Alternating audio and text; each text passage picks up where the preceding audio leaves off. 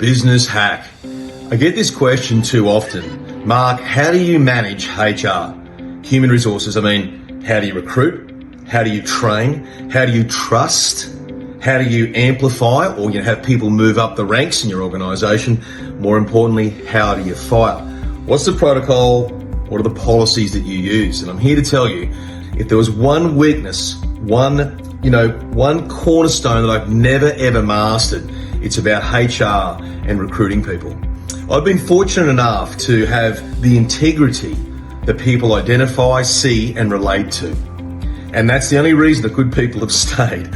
People much smarter than me, clearly much more talented than me, but they've seen my sincerity, my integrity, and they've realised, this guy's the real deal, particularly in business, enterprise and commerce. Like, he's really genuine.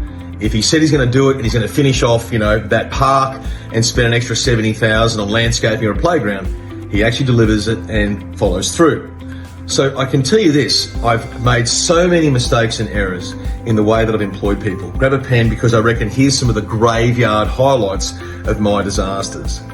Always be sure when you're employing someone to start with, your new employee needs to be absolutely spot on. When I say that, check their references.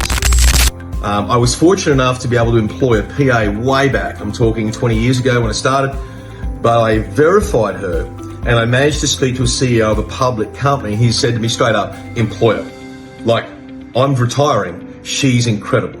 That was a very fortunate way for me to find someone of a very high stature, high caliber. But always verify their references. Don't look at their CV. Everybody lies. What you're trying to ascertain and measure is, can this person work with me, you, as in you, your identity, but more importantly, can they adapt?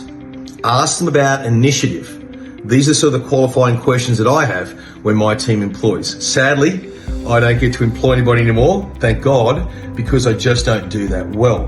I've been able to delegate that and outsource. But here's a couple of things that you want to be careful of. Always have a 6-month probation, never 3.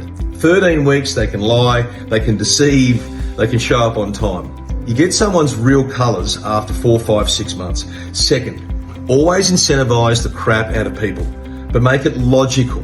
Always give them a carrot, it's better than a stick, but make sure that they are very, very tied in, sewn into the business. If there's bonuses there, we're going to offer them more. Make sure it's tied to effective production or making more output, selling more house and land packages for you. Third one, if you're ever going to do profit share with anyone, and I don't advise this, but I know a lot of my friends and colleagues do, always tie that to net profit, never gross profit, never GP, net.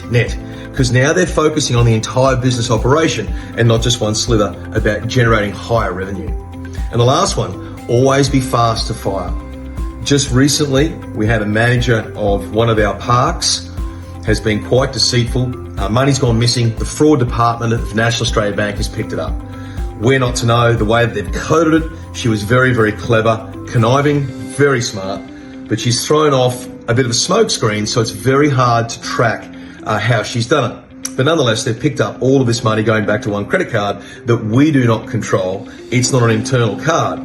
But thankfully for their systems or their IT, it's obviously made it known to us.